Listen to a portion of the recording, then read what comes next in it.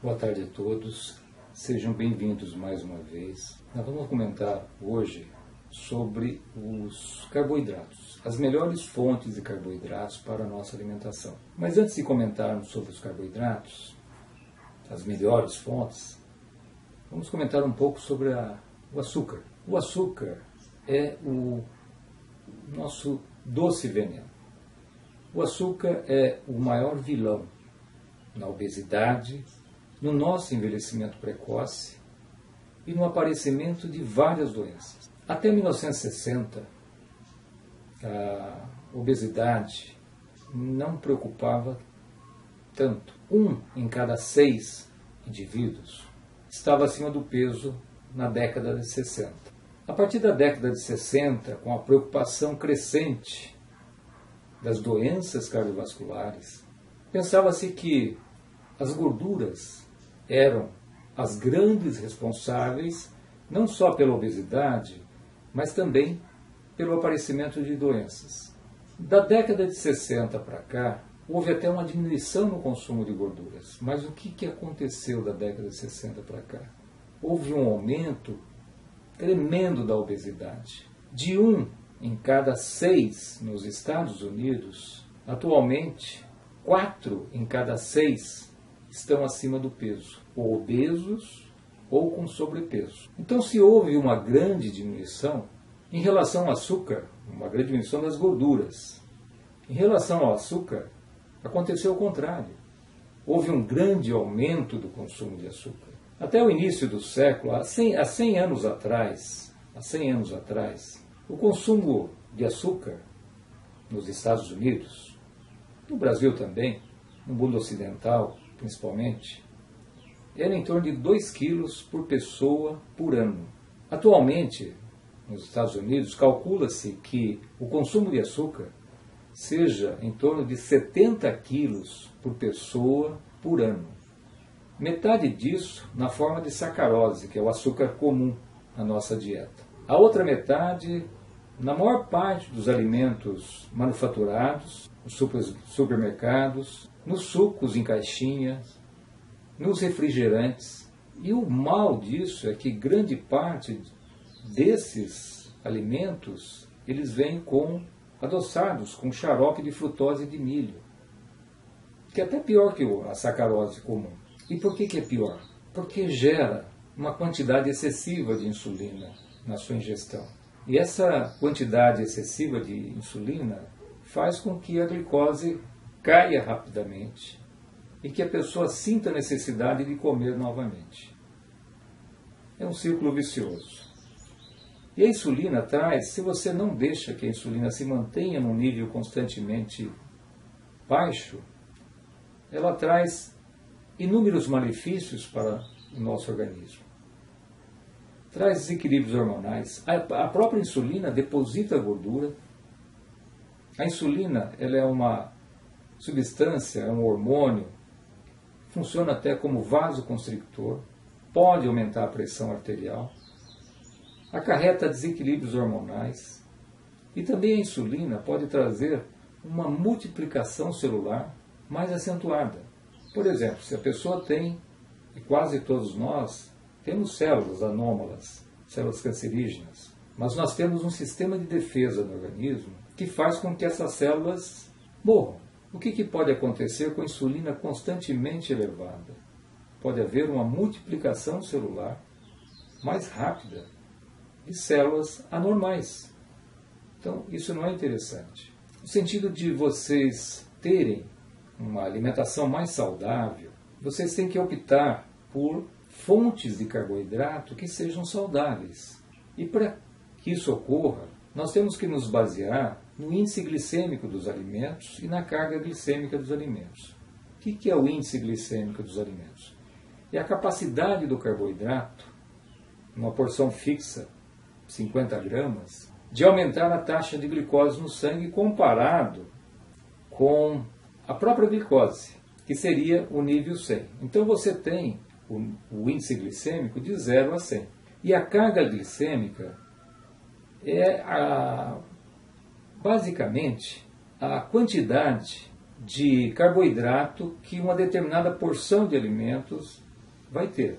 Por exemplo, a melancia tem um alto índice glicêmico, mas a quantidade de carboidrato por cada porção é muito baixa. Então a carga glicêmica da melancia é baixa. Então isso é uma coisa interessante para que nós façamos as melhores escolhas na nossa alimentação. Inicialmente eu vou falar sobre 2 alimentos básicos na nossa alimentação. São os alimentos mais comuns de carboidratos: o arroz e o feijão. O arroz branco, ele tem um alto índice glicêmico e uma alta carga glicêmica. E importante também que, comparando ele com o arroz integral, ele tem o farelo, o germe e o endosperma. E tem as lignanas. Essas lignanas são importantes na flora intestinal, no equilíbrio da flora intestinal.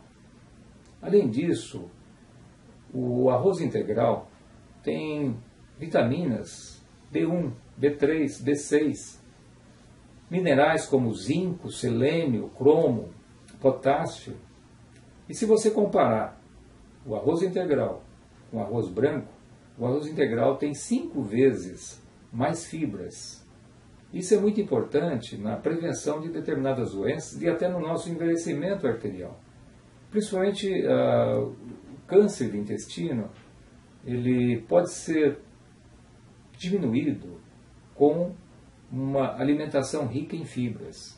Então, a escolha deve preferencialmente recair sobre o arroz integral. Se a pessoa não suportar, não gostar do arroz integral, é muito importante que se use sempre, para que se diminua o índice glicêmico e a carga glicêmica do arroz, sempre colocar o feijão. O feijão ele tem uma baixíssima carga glicêmica. A mistura dos dois é muito importante não só em relação a isso. A mistura dos dois é importante também porque para que você forme uma proteína vegetal de qualidade, o arroz e o feijão eles se complementam. No arroz falta um aminoácido, que é a lisina. No feijão tem esse aminoácido. No feijão falta um aminoácido que é metionina. E no arroz tem esse aminoácido. Os dois se complementam para possuírem todos os aminoácidos necessários à formação de uma proteína. Então é muito importante que se use o feijão. E olha que interessante. Até 1960, o consumo de feijão no Brasil era de 23 quilos por pessoa por ano. Em 2010 foi feito um levantamento no Brasil e houve uma diminuição no consumo de feijão para 17 quilos por pessoa por ano. Olha que diminuição importante que teve. E olha que interessante também. Dentre os alimentos mais poderosos como antioxidantes, o feijão, 4 tipos de feijões, estão entre os 20 mais poderosos antioxidantes na nossa alimentação. Existem vários tipos de feijão. O feijão, ele, quanto mais escuro, como o feijão preto, por exemplo, ele tem uma substância chamada de antocianina. É um fitoquímico muito interessante na prevenção de várias doenças, principalmente em relação ao câncer e ao envelhecimento da nossa circulação, das nossas artérias. O feijão branco tem a faseolamina, que é uma substância usada no emagrecimento das pessoas.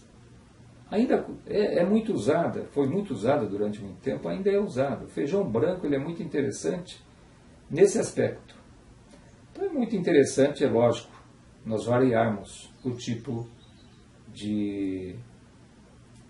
dessa leguminosa que é o feijão. Então sempre colocarmos no nosso prato o arroz e o feijão, pelas razões que eu especifiquei.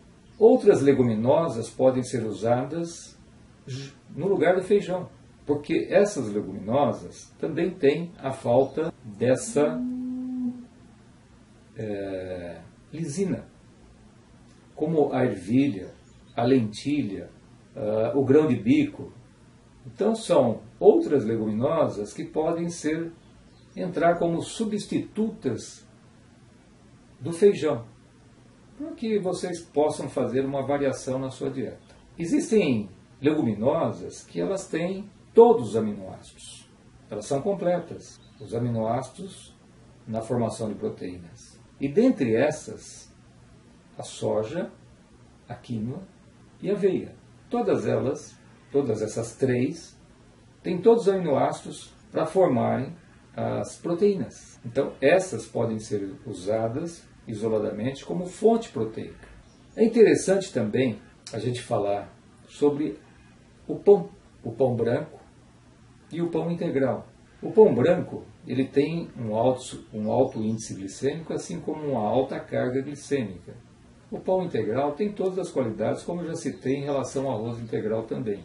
O grande problema é que, ao comprarmos o pão integral, a maior parte desses pães, eles vêm carregados com açúcar. Então, é muito importante que se olhe no rótulo. Escolhermos aqueles que não têm açúcar. As massas também.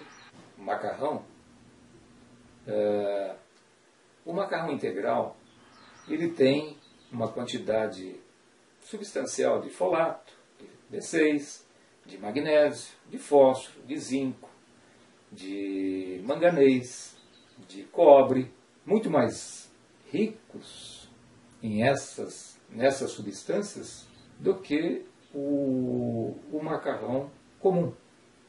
Então é interessante também que se faça essa escolha pelo macarrão integral. Dentre as hortaliças são extremamente importantes na nossa alimentação e dá-se a preferência que faça essas hortaliças cruas ou no vapor, quando necessário. Existe um grupo de hortaliças chamado de brássicas. E essas hortaliças são muito importantes na prevenção de doenças. Essas brássicas têm duas substâncias importantes que são preventivas de doenças. São os isotiocianatos e os sulforafanos. Dentre essas brássicas, as mais